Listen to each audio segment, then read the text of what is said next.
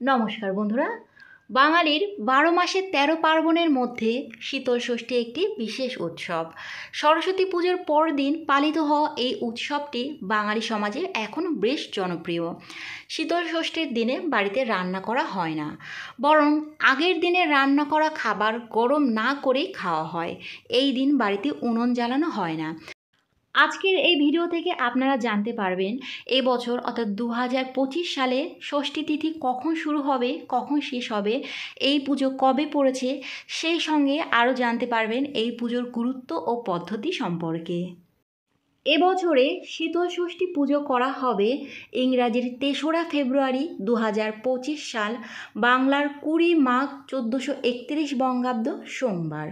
শীতল ষষ্ঠীর ষষ্ঠী তিথি শুরু হবে ইংরাজির ৩রা ফেব্রুয়ারি 2025 সাল, বাংলার 20 মাঘ 1431 বঙ্গাব্দ সোমবার সকাল ৯টা ৫৯ থেকে।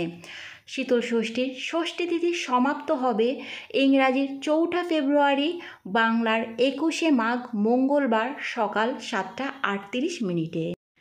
শীতল ষষ্ঠীর দিনে বাড়ির শিলনোড়াকে সুন্দর করে সাজানোর রীতি রয়েছে। এদিন নতুন গামছা দিয়ে শিলকে সাজানো হয়, সঙ্গে সিঁদুর হলুদের ফোঁটাও দেওয়া হয়ে থাকে কোনো কোনো বাড়ির শিলকে। এছাড়াও তাকে বাঁশপাতা দিয়ে সাজানোর রীতিও দেখা যায় গ্রাম বাংলার বহু ঘরে। এছাড়াও শিল সাজানো হয় জোড়া কলা ও সজনে ফুল দিয়ে। এই শীতল ষষ্ঠীর পুজোর দিনে ষষ্ঠী দেবীর পুজোর দিন বলে মনে করা হয়। এই দিন কনিষ্ঠ সন্তানকে কোলে নিয়ে শীতল ষষ্ঠীর ব্রত পাঠের নিয়ম রয়েছে। বাড়ির শিল নোড়া যেহেতু পুজো করা হয়, তাই এই দিন বাড়িতে রান্নার রীতি নেই। এর আগের দিন গোটা সিদ্ধ খাবার রীতি রয়েছে। বিভিন্ন ধরনের সবজি না ভেঙে গোটা দিয়ে তার সঙ্গে সবুজ মুগের ডাল সিদ্ধ করে এই পদ তৈরি করা হয়। আগের দিনে রান্না করা গোটা সিদ্ধ শীতল ষষ্ঠীর দিনে খাওয়ার রীতি প্রচলিত রয়েছে। সরস্বতী পুজোর পরেই শীতল ষষ্ঠী। এই দিন ৬ রকমের সবজি ৬টি করে গোটা একসঙ্গে সিদ্ধ করে খাওয়ার নিয়ম। এর নামই শীতল ষষ্ঠী।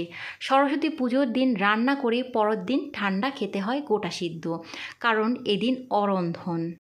শীতল ষষ্ঠীকে দেবী ষষ্ঠীর পুজো হিসাবে মনে করা হয়।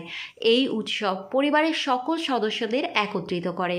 শীতল ষষ্ঠী বাঙালি সংস্কৃতির পরিচয়ের একটি অংশ। এই দিন বাড়িতে রান্না করা হয় না, উনুনের পাশাপাশি শিল নোড়াকেও এই দিন পুজো করা হয়। শীতল ষষ্ঠীর দিন গোটা সিদ্ধ খাওয়া হয়। শীতল ষষ্ঠী বাঙালির একটি প্রাচীন এবং গুরুত্বপূর্ণ উৎসব। এই উৎসব বাঙালির জীবনে ধর্মীয়, সামাজিক এবং সাংস্কৃতিক গুরুত্ব বহন করে। শীতল ষষ্ঠী বাঙালির ঐতিহ্যের একটি অবিচ্ছেদ্য অংশ। এই পুজোর বিরাট গুরুত্ব রয়েছে। গ্রাম বাংলার বহু জায়গায় এখনও মহা সমারোহ আনন্দের সঙ্গে এই পুজো পালন করা হয়। তাই এই পুজোয় এখনও প্রচুর চল রয়েছে। যে যার বাড়ির নিজস্ব নিয়ম অনুযায়ী এই পুজোয় গোটা সিদ্ধ রান্না করে থাকেন। বন্ধুরা, আজকের ভিডিওটা এই পর্যন্তই। যদি ভালো লাগে লাইক কমেন্ট করবেন। পরবর্তী ভিডিওর আপডেট পাওয়ার জন্য চ্যানেলটি সাবস্ক্রাইব করে পাশে থাকবেন। নমস্কার।